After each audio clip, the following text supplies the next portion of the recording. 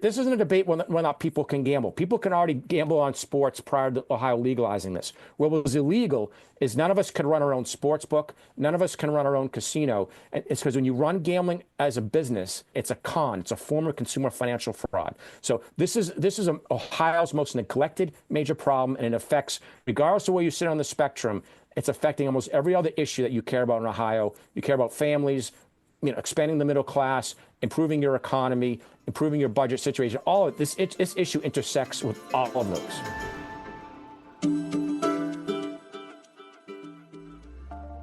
Hi again, everybody. Mike Andrews, Aaron Baer, David Mahan joining you for another episode of The Narrative. I shouldn't say that. I shouldn't say another episode. This is a special episode of The Narrative. Yes. Because we've got... All of our episodes are special, though. Well, when the three of us are together. That's true. Magic happens. Magic. I liked it. Okay. Yeah. See? Magic. I knew a positive way of looking at that. Yeah. It's, that's what I do here. I try and spin Disaster and market. happens. There's a before with me having a full head of hair, and then an after of The Narrative where you look like this now. So anyway, what I'm trying... That's magic right there. What I'm trying to set up is a special conversation today. A live stream that we literally just wrapped up. We're still seated at our seats, but we wanted to tee this up for you as part of the podcast this week, that we cannot stress how important and vital this conversation is right now. There are things going on in the state that could come to a head within the next 2-3 weeks, and we need you to understand this issue and reach out and start making some noise and tell our lawmakers that we don't want this in Ohio. Basically, it's just an expansion of what we allow gambling to be legally, and it's not good. No matter how you look at it, and you're going to hear that over the next hour, that this is a major issue that we should care about. Yeah, and when we say it's important, I look at it this way, and I know you guys are going to clown me for saying it, but I see this as Ohio being literally under attack by another predatory industry. Mm-hmm. A predatory industry that is in large part focusing billions of dollars on the most vulnerable of our population, young people. You'll hear in this where we're talking about kids as young as 6 to 16. You'll hear in this presentation where we're talking about the highest rate of suicide being amongst gambling addicts. This will affect every home, every church. And one thing I love that Les says during this presentation is this is one area where you will pay even though you don't play. Yeah.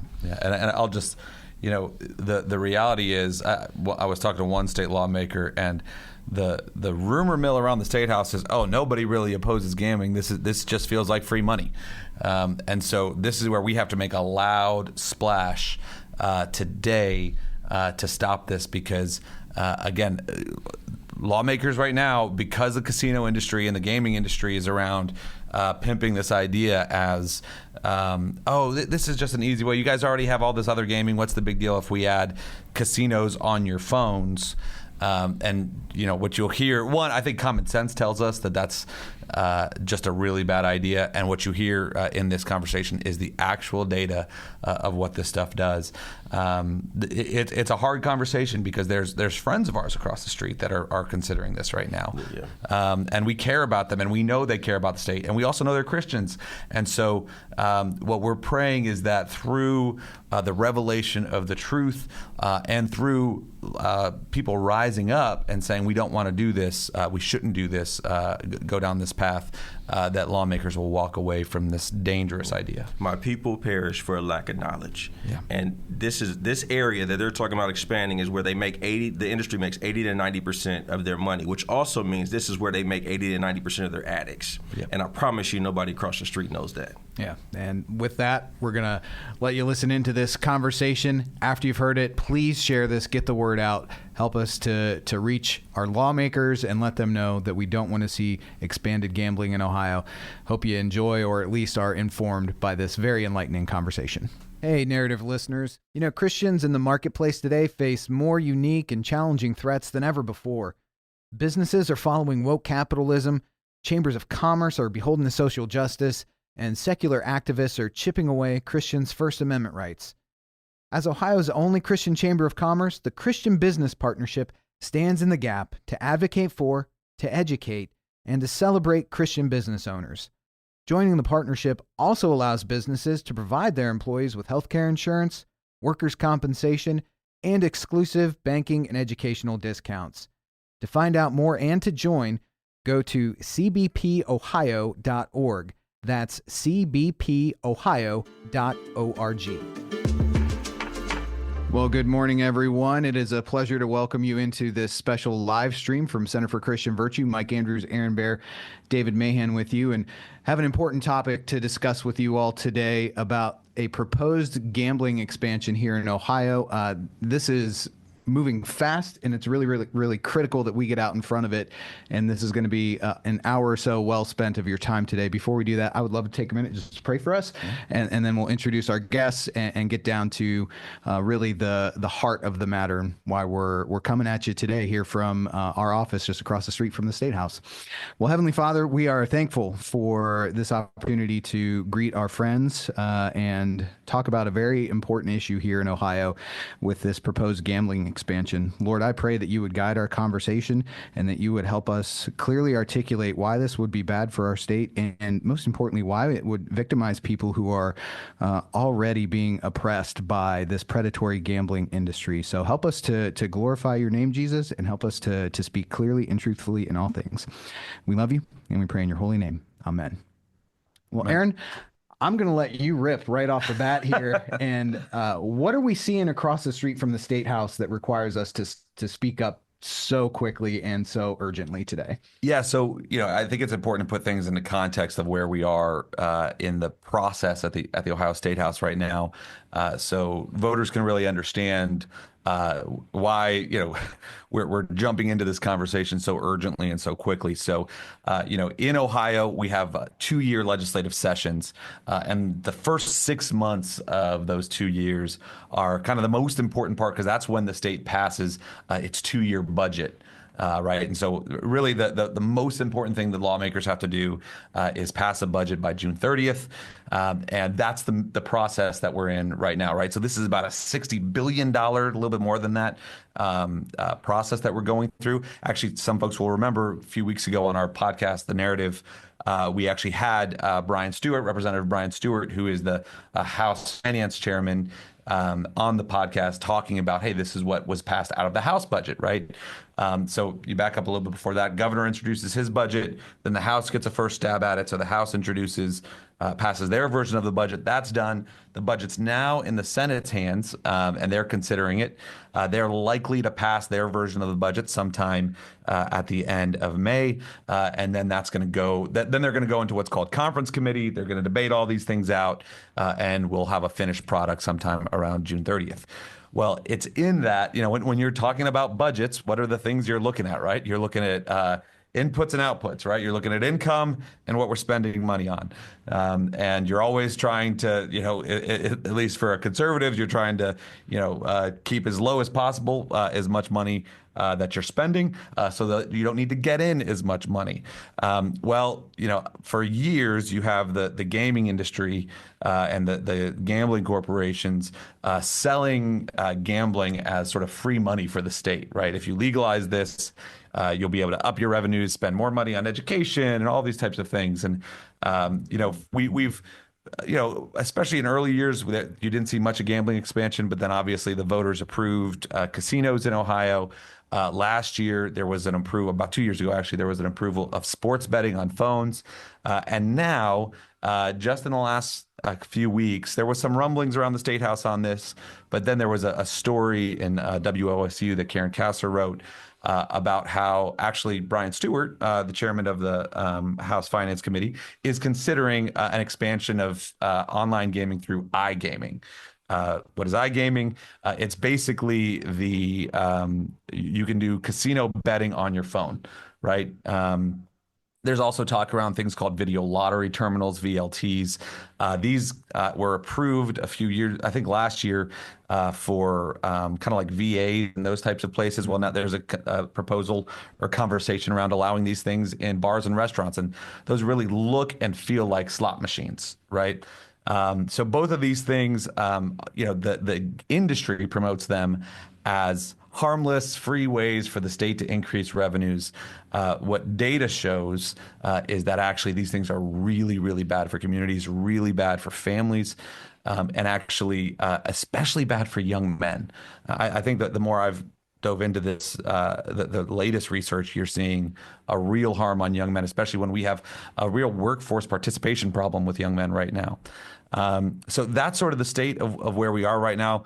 Again, we have a lot of great Christians, a lot of great folks across the street at the Ohio State House, that are friends of ours that see differently on this. I think what is important for us right now is to show them the real data. Right now, that the gaming industry is just pushing a whole bunch of lies about the problems of about the benefits of expanded gambling, and it's up to us, all Christians across the state, to really expose this is what this will do to our communities and the detrimental impact it'll have on families and especially young men. And when we get to talking about that data in a minute, that's why we brought in a couple of national experts on this topic. We've got Les Bernal from Stop Predatory Gambling with us, as well as Dr. Jonathan Krutz, who's a professor emeritus from Boise State, who's done a lot of research into the economic impact of casinos. And from somebody here in Ohio, we're going to hear from a teacher in the Dublin City School District, Mark Mousa, who's seen some of the impacts of this firsthand.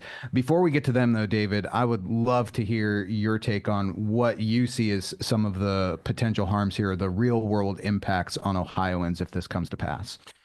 Quite simply, it's the addition of another addiction for profit industry in the state of Ohio. And you've heard us talk about, addiction for profit industries as it relates to marijuana and different things like this.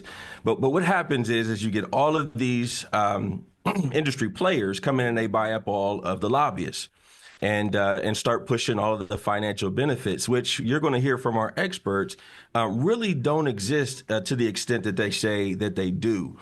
All of these billions of dollars across the country that has been raised, most of that gets eaten up by the social costs of, the addiction for profit industry.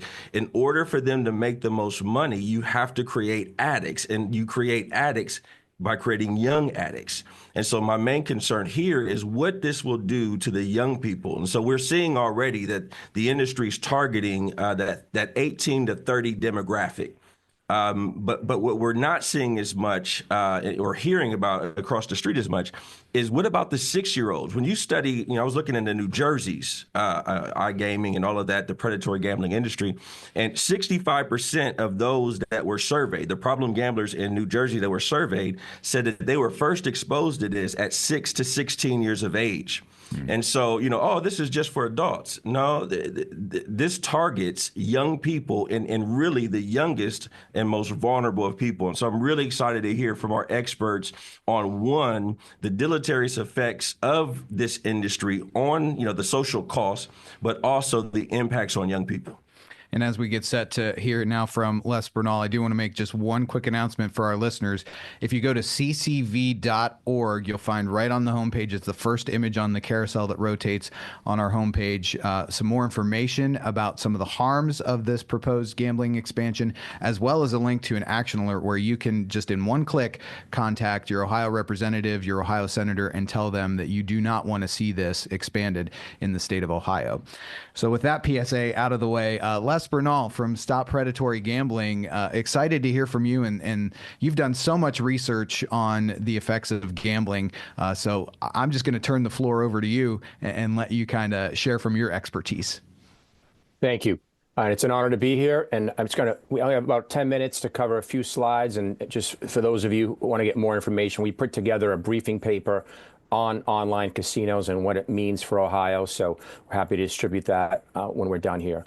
But very briefly, to kick this off, when we talk about, online casino gambling, we need to look at this as part of our overall public policy that state governments like Ohio have been doing now for almost 30 years. And so when people ask me, why am I so passionate about this issue and this problem, and why have I dedicated my life to this, is predatory gambling is America's most neglected major problem, and it's Ohio's most neglected major problem. And so at its core, this is about a democratic principle. And that is, you grew up in second grade, third grade, you learn about the principle of no taxation without representation, right? It's in our DNA as a country. Today in America, in the state of Ohio, and almost in every other state across this country, we have a system of taxation by exploitation.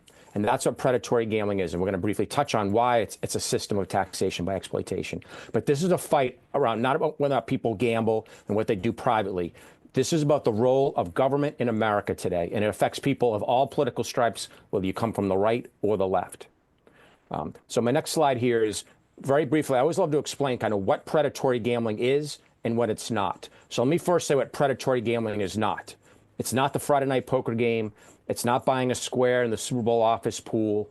It's not the March Madness bracket in the office. It's, not having a friendly wager on the golf course, with your friends from college. And it's not the local bingo night at the Catholic Church in your community, okay? Those are social forms of gambling. Yes, they're technically forms of gambling, but they're not, there's no house involved.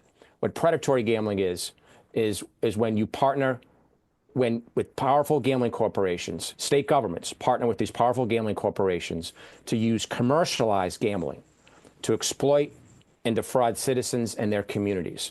So when you run gambling as a business, unlike any other business, it creates a predatory and adversarial relationship between the gambling operator and the gambler, okay? It's a predatory and adversarial relationship. They are trying to take you down. When you go order a slice of pizza, that pizza owner is not trying to take you down. They're not trying to destroy you.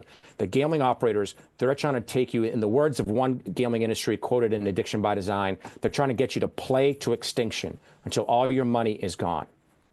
So, we call this phenomenon, this public policy, the big con. The predatory gambling is the big con. And it's when you mix a known dangerous and addictive product, which is what commercialized gambling is. It's recognized by the American Psychiatric Association as addictive as cocaine, opioids, and heroin, okay? So you're taking a known, dangerous, addictive product, and you mix it with a fraudulent and manipulative financial scheme. So the world of these cryptocurrency guys, the FTX scandal, you got Bernie Madoff, this is a con. The more you participate in it, it's a mathematical guarantee that you're going to lose all your cash. So it's a form of consumer financial fraud, but it's also a highly addictive product. And that's what makes it, so dangerous for the people of Ohio and for this country. And the reason why it's been an epic policy failure for the last 30 years. So people say, well, isn't these casinos and isn't online gambling going to be like any other business? All right. And you also hear the cliche, because it's become so normalized in America today, this idea of the house always wins. And we all chuckle about that. The house always wins when you have commercialized gambling. What that really means is that's part of the con here is that, and this is on the left, you see the best graphic I've ever seen kind of capturing this in a very simple way. It's taken from Addiction by Design by, I would say, the leading academic in this country into gambling technology. Her name is Natasha Shull. She now was at MIT, now she's at NYU. And it shows the more money you put into this scheme, and the longer you do it, it's a mathematical guarantee you're going to end up losing all your money. So there you see the graphs. You start with a whole bunch of cash. The longer you do this, you're going to end up losing all your money. And what you see, the graph below that is what a slot machine type experience is like. And that's when you're talking about online casinos, slot machines are the moneymaker. So the more spins you do on that machine or this online game, it's a guarantee that you're going to lose money. And not just a little bit of money, huge sums of money. So that's why we call this the big con. So in the big picture, this is why this affects everyday Ohio residents. There's been story after story about, inflation and egg prices are on the rise. We've all heard these stories, and it's affecting all of our families, okay? It's a huge economic issue in our country for everyday Americans and everyday Ohio citizens, okay? What's the financial impact of predatory gambling today on Ohio families? Forget bringing in online casinos. Let's just talk about what the state of Ohio is doing with these gambling corporations already upon the people of Ohio. So we went through all the annual reports for both the Ohio Casino Commission and the Ohio Lottery Commission since FY 2012. Okay, so the last 13 years. All right, this is where all these data points come from. Over the next 5 years, without adding any new forms of gambling into Ohio, the people of the state are on track to lose $24 billion of their personal wealth to forms of gambling sanctioned by state governments. That's adding up all the sports gambling, the regional casinos, the state lotteries, the video gambling machines. You add up all the financial wealth being lost to those forms of gambling. It's $24 billion over the next 5 years. Okay, that's jaw-dropping. $4.73 billion, okay, the people of Ohio, of personal wealth, $4.73 billion of personal wealth the people of Ohio lost to predatory gambling and just in 2024, okay? Huge sums of money. Break that down at something more relatable figure. That's $9,132 of personal wealth the people of Ohio are losing to predatory gambling every minute. $9,132. All right. We're having this huge national debate around tariffs. And the argument is we want to make America wealthy again. We want to bring wealth back to America.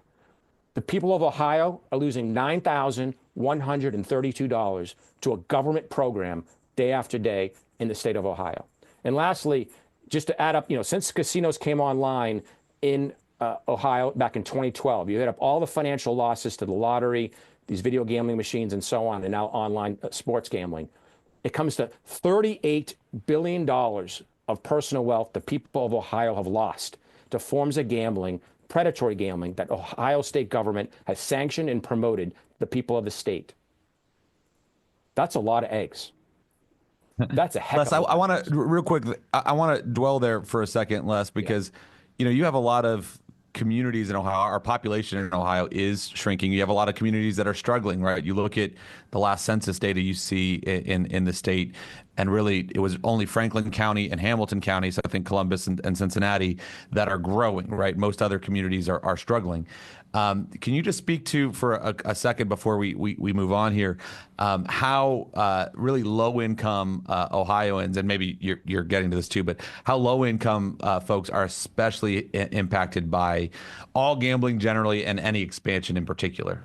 Yeah, there is no debate that low-income people are disproportionately affected by state government's predatory gambling program. It's why the lottery outlets are all concentrated in low-income communities. Like, we don't need to speculate that. The lottery is going to say, oh, middle-class people play the lottery. They only play the lottery and use the other forms of gambling when the jackpots are particularly big.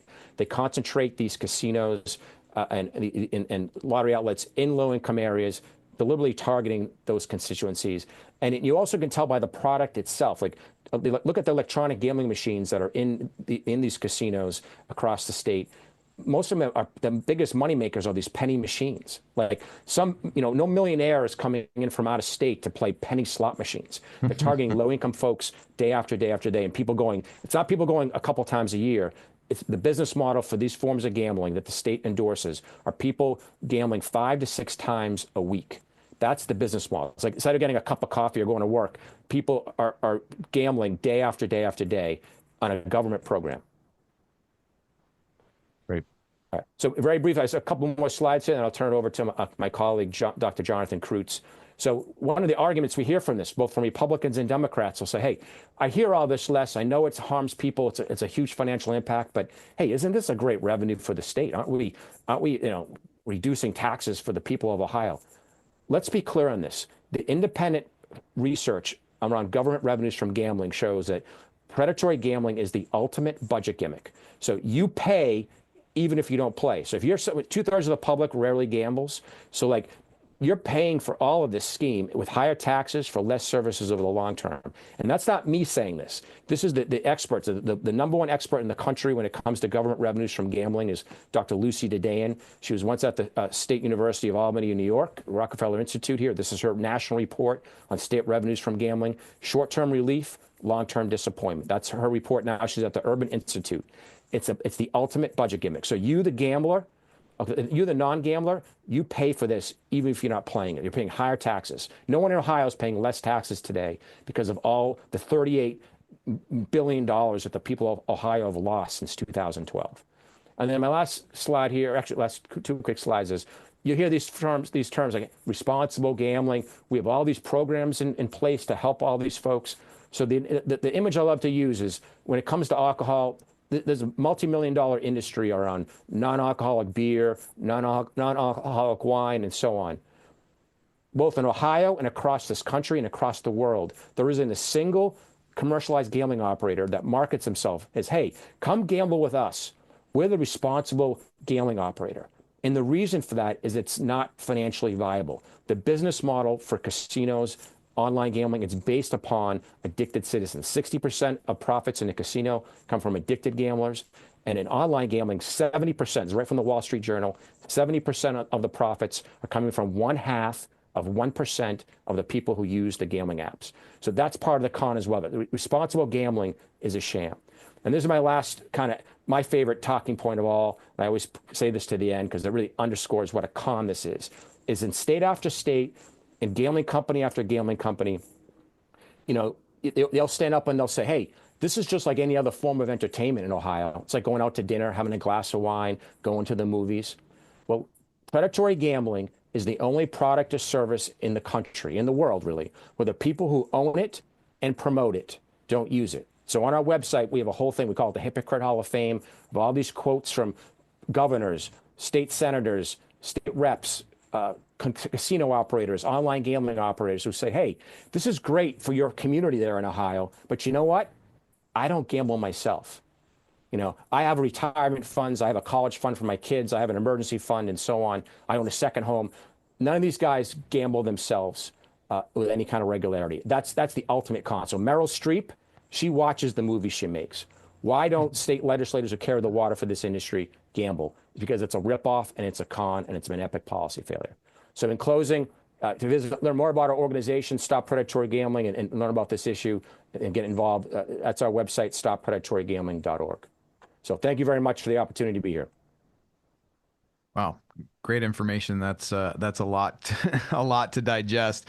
Again, friends, if you're even after hearing that little bit from Les Bernal, if you want to take action, the easiest step to do, go to ccv.org. On our homepage, you'll find a link to the action alert where you can tell your representative and senator that you don't want to see this in Ohio. And I know we've got some of our members watching, and I know I've contacted about 60 of them directly in the last couple of days.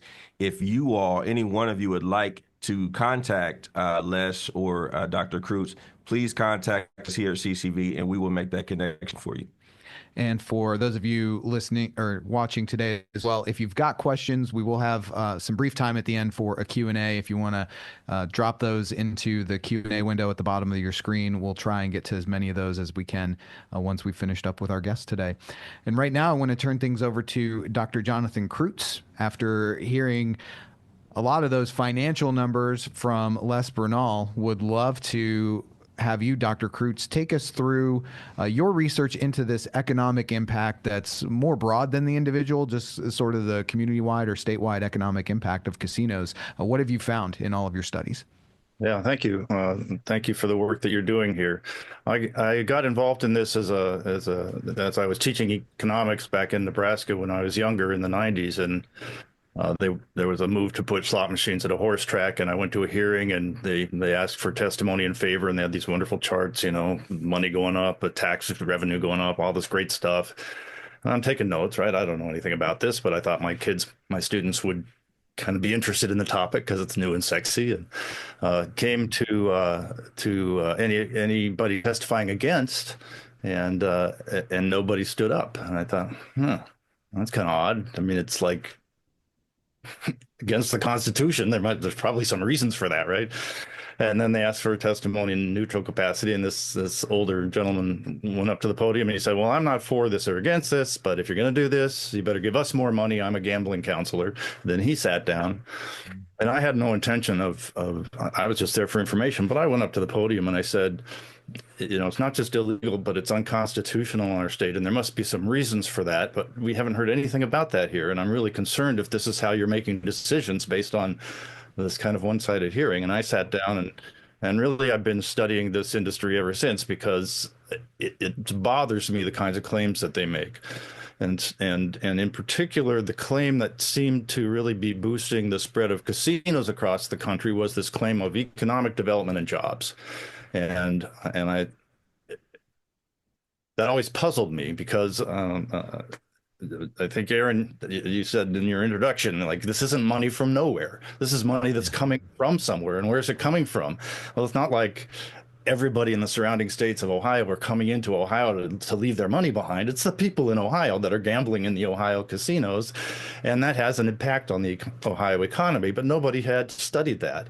And so I got a hold of Census Bureau data over a 15-year period, and we looked at areas with casinos and areas without casinos, and and my hypothesis was, well, if this is true, then we should be seeing a rise in retail sales in the casino areas versus the non-casino areas. If casinos are really boosting growth like they claim, and we should be seeing an increase in employment more in the casino areas than the non-casino areas. And so we ran the numbers, and the result was no, in totality, not a difference on retail sales growth, except that from 2007 to 2012, the Great Recession, when things kind of crashed in the economies, they crashed 3 times worse in the casino economies than the non-casino economies.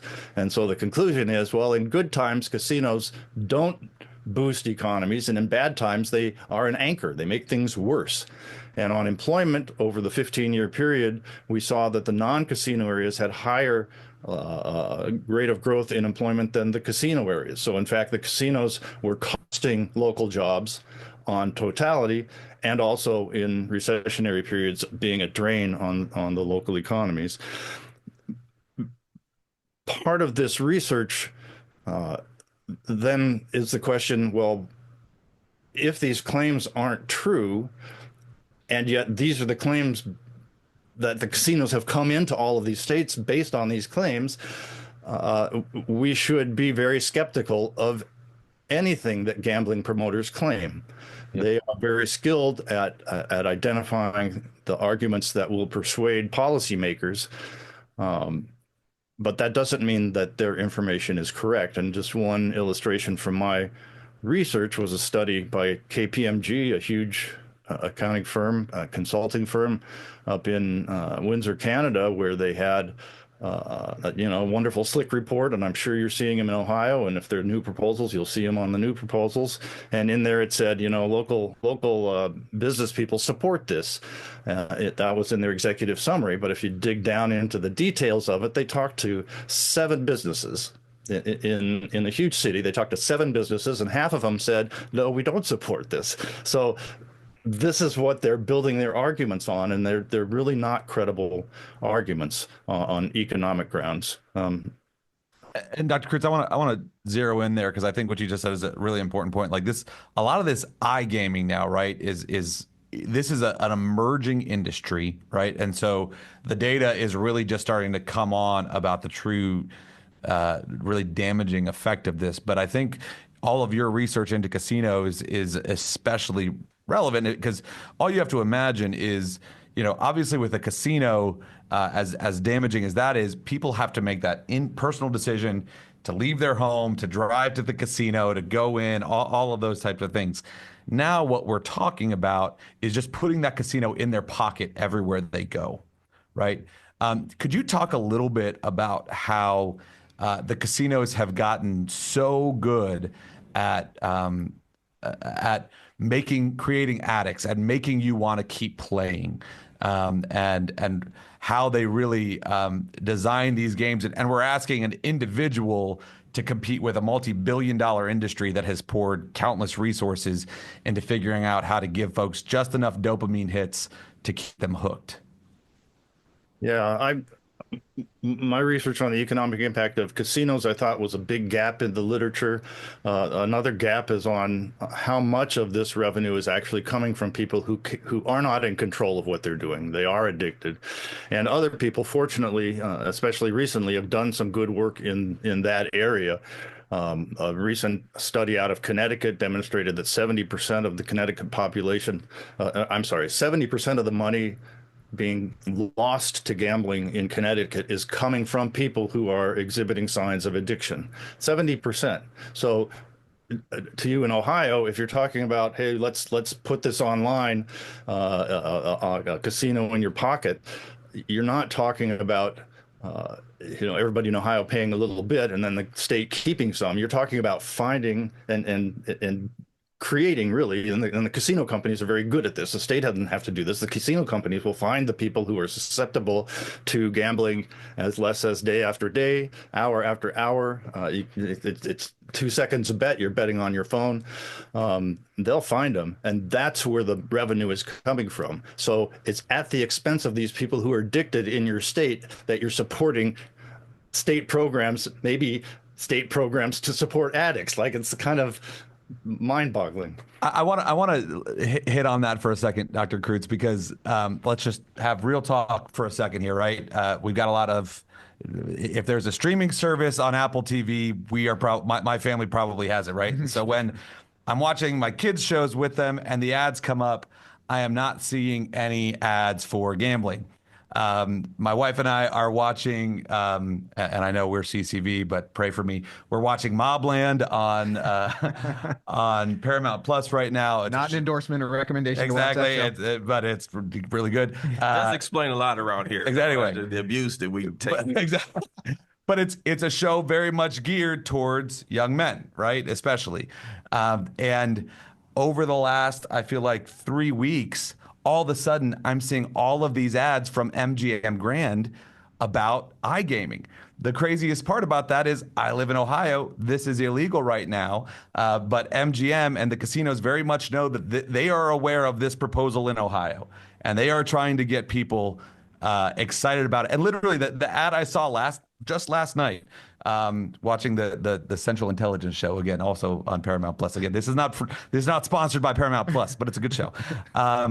Like, it was a guy sitting there and he was trying to get a sentence out about, how much fun it is to gamble on MGM Grand on their phone. And he couldn't get the sentence out because the jackpots kept going off. And it was like, he would just, subscribe to MGM. Oh, another jackpot. Oh, another jackpot. Oh, another jackpot. Again, making the case that, all you got to do is download this app and you're going to be covered in money here soon and jackpots on your app, which very clearly cannot be the case because they would not be making money and endless money on those types of things. Sorry, from your perspective on all that, I'll get to a question, but I just seeing how much the fix is in from the casino industry right now is massive, and these guys know what they're doing when they're coming in to try to sell the lies. Is that right, Dr. Krutz? They absolutely do. And if you think about it, in 2023, $2 billion was spent to promote online sports betting, $2 billion in the United States. Now, if that doesn't affect consumer behavior, they wouldn't be spending that money. It's insane how much advertising comes in to push what they are saying is an entertainment product.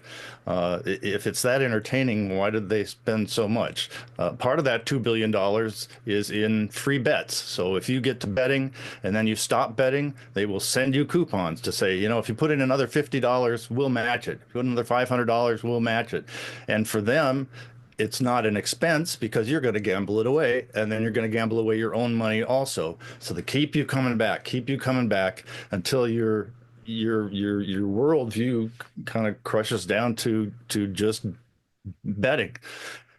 A key point that we've learned from Pennsylvania in particular, there are only a handful of states that allow online casino gambling, and once they started it, no other state has followed down that path, and Philadelphia or Pennsylvania kind of illustrates why.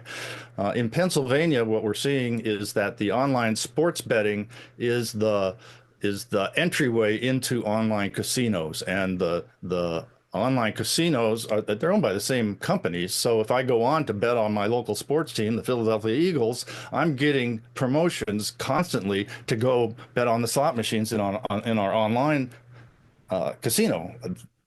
Huge money there. And when the game is over, the Eagles game is done, and now all of a sudden they go to the slot machines. Right? The bottom line of addiction is speed. The faster gambling operators can get you to gamble, the quicker you're going to lose the money that you have, the more money they're going to make. This is their incentive.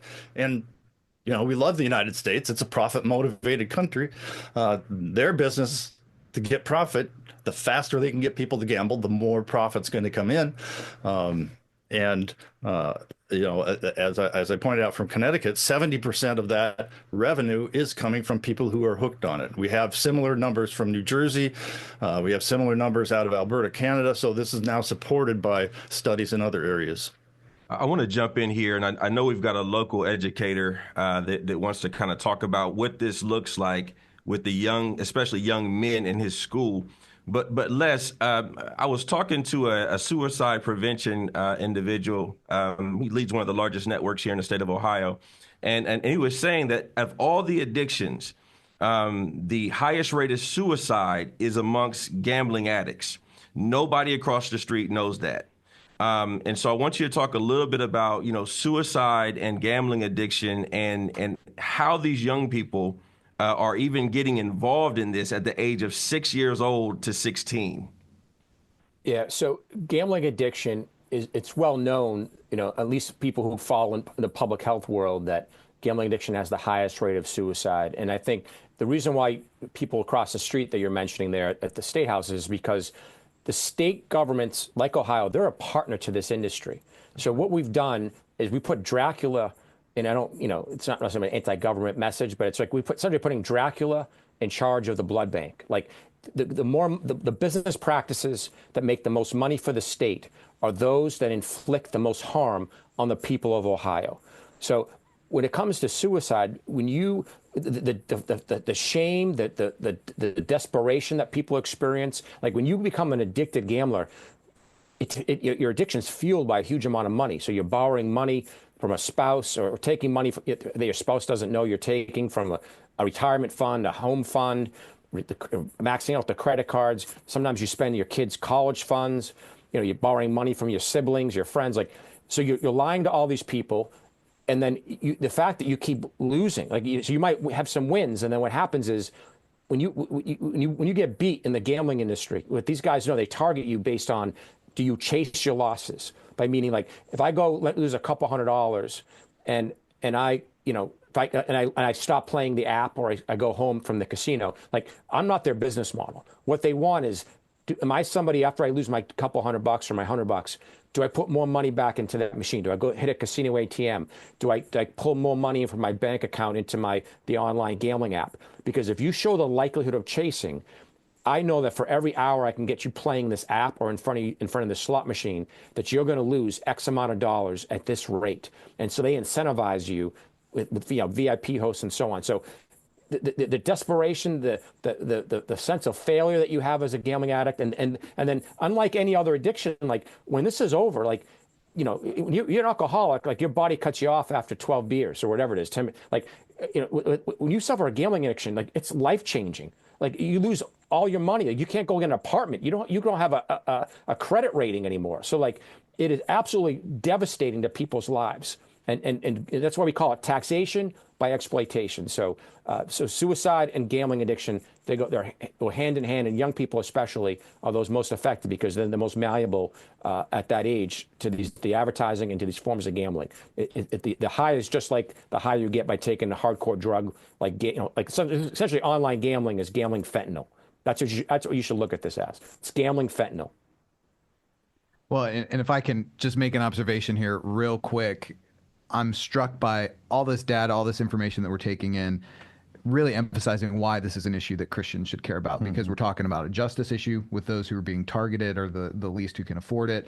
We're talking about a life issue with the suicide rate. Les, you highlighted some areas that could lead to family breakdown as well. Like, these are all things that we should hold dear and speak out against, which is why we're doing that today. And there's a piece of this where, right now, the Senate Education Committee just passed the bill to ban cell phones in public schools, right? And Jonathan Haidt and all these guys have written so much about, oh my goodness, we have experimented on our kids with these cell phones, and there's massive if we would have known this back when cell phones started coming out, we would never have allowed these cell phones to be around with kids because there's so many devastating consequences for them, right? We are, with this iGaming stuff, it's basically like 2012. We're getting a chance to do this again, of saying, hey, we're not going to go down this path because we know the danger is so great, right? Like, this is, we have two things working for us to tell us that this is a bad idea. One, everything Dr. Krutz and Les have exposed on just how gambling works generally, right? The addictive nature of it, the way it exploits the poor, the way it hurts young men, the way it gets you hooked. And then we also have all of this data on how cell phones are made to get you addicted and come back, right? And we have these two things coming together, all converging at once. And so, this is our chance to kind of at least learn the lessons of the past and say, we're not going to go down this path now. And again, just to your point, Mike, and I'm sure Les and Dr. Krutz can testify this, there is endless amounts of money in supporting gambling. There is $0 in opposing gambling, right? And so this is where, honestly, for Christians especially, but really anybody who just cares about low-income Ohioans, those in poverty, those struggling, people who care about kids, it's going to take us standing together to stop this, because we're really taking on a Goliath of an industry, which I'm sure, by the way, is listening to this webcast. So thank you for being here with us. And know we are praying for you. And we ask you to kindly leave our state. Sorry.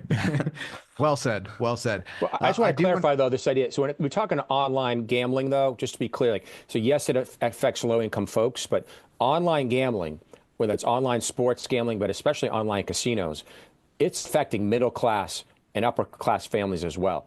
There's no filter in this. Anyone who has an internet connection, you're in the gun sights of the predatory gambling industry. So let's be clear. So you have middle-aged, middle-class moms, upper-class moms on the phones in states like New Jersey with their teenage sons calling gambling addiction hotlines. That wasn't happening 5 years ago. So it's affecting all demographic states. So if you think your family's going to be spared by this, it's going to affect every family in Ohio. With that said, let's bring in Mark from an affluent community. See how it's affecting them. Mark Mousa, we're grateful to have you on today because you're on the front line seeing some of this in your school district. So if you could, just from observation, what have you seen with gambling in your schools? Yeah, so I've been an educator for almost 30 years now in a variety of places, most of them in suburban areas. And I know a lot of the data, and thank you, Les, and thank you, Dr. Krutz. The data, you guys have just kind of me up a softball. You guys had the data. I have some observations. Everything they've said is true. And I just want to kind of draw your attention to what I feel is a perfect storm, which has occurred. You've brought up people like Jonathan Haidt, Dr. Daniel Amen, who have done massive amounts of research in what screens have done to students in schools. And it's really hard to put the genie back in the bottle, is the analogy that I'll use. And we as educators see that. Phones are great. Phones are fun until they're not. I feel like we're on the cusp of that with this online gambling. And what happened is in schools, we had COVID in 2020. Everyone went online. Everything was locked down. People depended on their screens more than ever to stay in touch. And then coming out of that in 2023, Ohio legalized sports betting on January 1. And it was massively advertised all over the place. And what that has done, it has taken some of those things that were alluded to earlier, like March Madness brackets and fantasy football leagues, which young teenage boys have participated in for a while. And it has now monetized it. And what I am seeing is young men, as David alluded to, 16, 17, 18 years old in high school, this is what their conversations have turned to. They're not talking about girls. They're talking about the spreads. They're talking about lines. They're talking about over-unders. This is how the vocabulary is changing as the students meet in our schools and have small talk in between classes. They're talking about, was the spread made? Oh man, this and this. And they are actually gambling on these things. What has made it difficult is, with all the data we also have on social media and the power of the phone, is a lot of these online sites are credit card and debit card driven. So these young men are not literally having to lay cash down at a physical place. So we're talking about young people whose frontal lobes are not developed until 21, 22, 23 years old. Data has shown us that forever. Now are not even having to physically handle money. It's something different when you have to lay $20 of your own money down. But when you're paying with a debit card or a credit card, that's not even real money. So what's happening is some of these young people are not even seeing the bill until a month or two later from decisions they made, last month. And it just is, it's one of those things where it really is a perfect storm. I will compare it to what happened with the porn industry when the internet came out. There has always been pornography. People will argue that. But when the internet came out, it revolutionized the way the pornography industry markets and pushes it out. That's what's going on with gambling. There have been casinos. It's been gambling for a long, long time. But now that it is mobile, now that it's on everyone's phone, now that you can just enter a credit card or a debit card number and you don't have to pay physical cash, that is a perfect storm for these young people that are growing up already in a society addicted to video games, looking for distractions, constant boredom, looking for things to do. And it really has become a point of discussion around these young men. It's what they talk about. And truth is, they've always talked about sports. Now they're just talking about sports differently. And the interesting thing, it's not just the NFL and the NBA. It's also English Premier League soccer.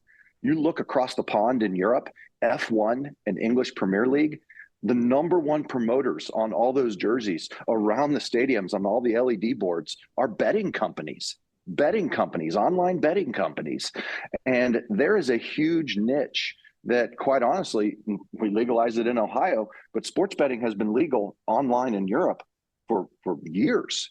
And it's normalizing it for these young people. They're growing up in this environment where the NFL has DraftKings advertisements, and it's no longer any type of faux pas or any type of thing that we need to be concerned about, because these brand names are now involved in this industry. For these young people, again, that do not have a fully developed frontal lobe, it's normalized this type of behavior. And what's the big deal? It's $10 here, it's $10 there, it's $20 here. And then they get to college and they have access to more money. And then they're spending more money. And it does lead to those addictive tendencies that become started at adolescence and then become rooted when they're adults.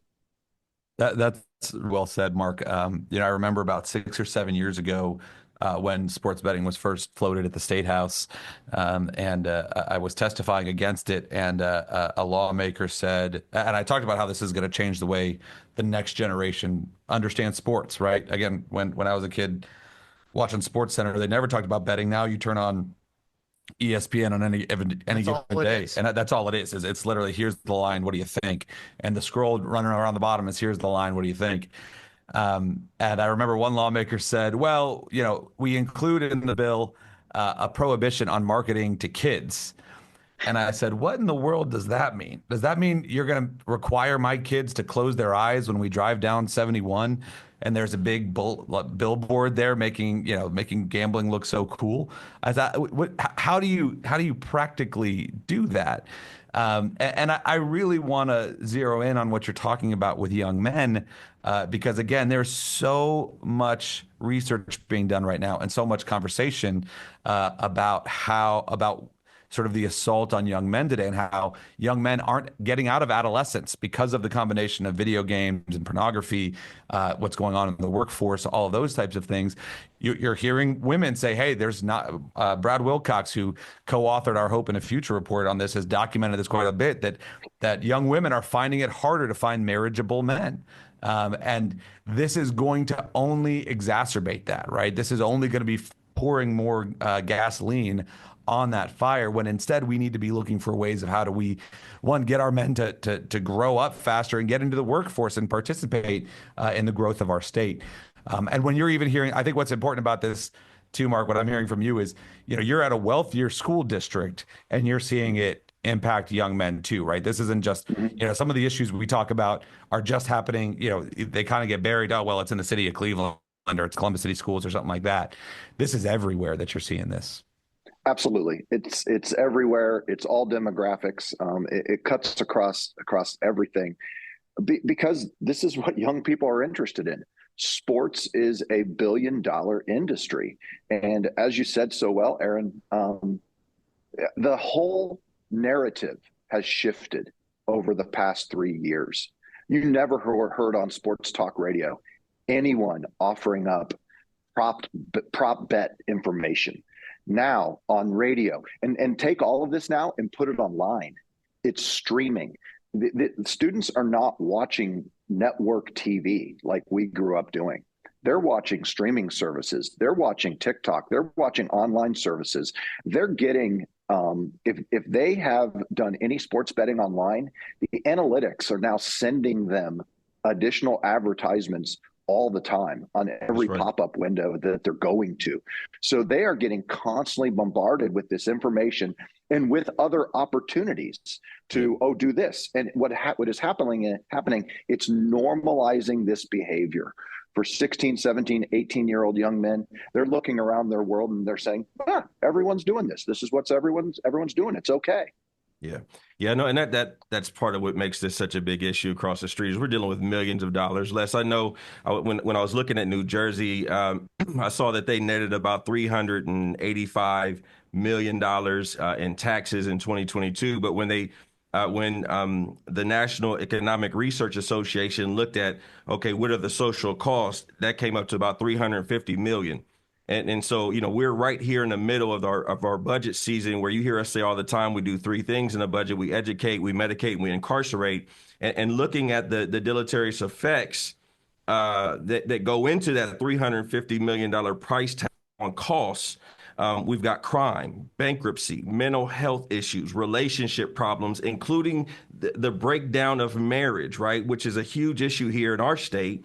We're seeing a 40% divorce rate amongst problem gamblers, and then health care and social costs. Please speak to our members that think that this is going to be a huge deluge of cash, and they're not even thinking about the costs.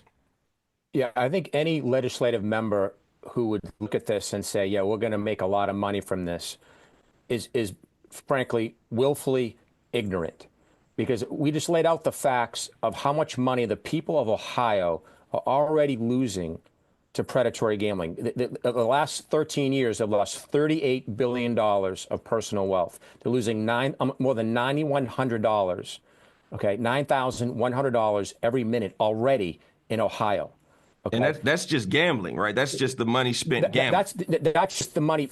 That's if you add up all the combined losses to the state lottery, to your regional casinos, and to sports gambling, add up those three categories together, it comes out to more than, and just last in 2024 was was $4.73 billion of lost personal wealth. And that's out of the state, right? Just to your point, you're not going to the bar and supporting your local bartender, right? That's out of the pockets of everyday Ohio citizens.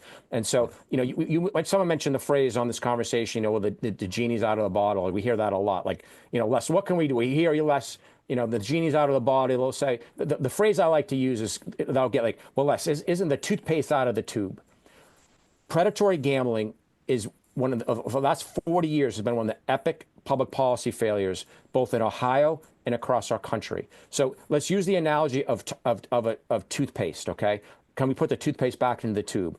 If a toothpaste was identified as being highly toxic, okay, it was causing an epidemic of addiction amongst young men, especially across Ohio and across our country.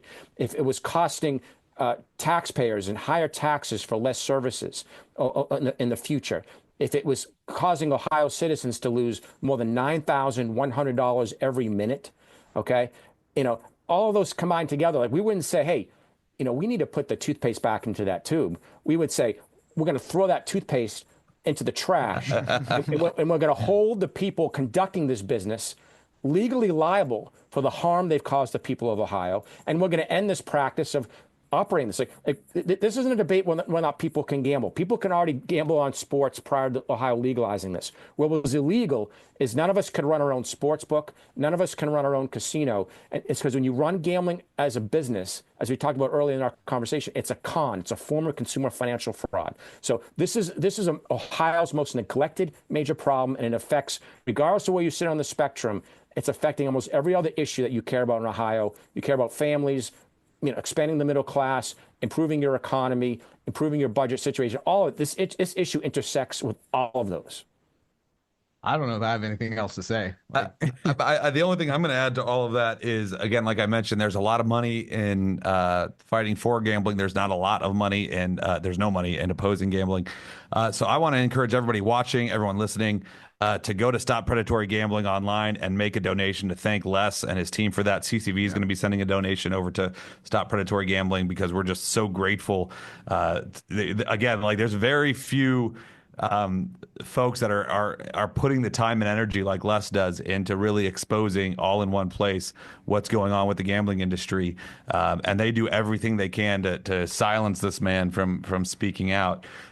So please go support Stop Predatory Gambling and help us by speaking to your lawmakers. This isn't a done deal right now, right? Lawmakers are just doing this, just beginning to discuss this, and the budget's still ongoing. But it's going to be up to us to connect one-to-one with lawmakers and say, hey, we don't need this. Don't do this, please. Don't look at this as easy money because it's not. It's far. Timeline wise, we're talking about a matter of weeks. Just a few weeks. So when we ask you to engage, it's not tomorrow. It's not next week. It's not if somebody shows up to your church and does a presentation. We need you to engage now. And the Action Center is great on the website. But, I mean, if you know your state lawmaker, give them a call. Reach out to us. We'll help you schedule a meeting with your state lawmaker's office. Their building is right there is where all their office is. Which one is it? That's the Rife Tower, the tall one right there on State Street and High Street. Green window. And then, your senators are right there behind us. And so if you're able to come down and meet with them, it's powerful. And I will tell you, these people do care about our communities. They do care about what you say and what your opinion is. So this is a place where you really can make an impact. Yeah, ccv.org. Right on the homepage, you'll find the link to the Action Center. We'll also make this recording available so you can share it with people who weren't able to attend. And we're eyeballing some resources that we'll have available here very shortly that are easy for you to send around as well to help spread the word. So as we wrap up, Les, Dr. Krutz, Mark, thank you so much. This has been an incredibly informative conversation. We're grateful for all your insight and perspectives, and thanks for sharing with us today. Thank you for tuning in to this episode of The Narrative, presented by CCV and produced by Westler Media.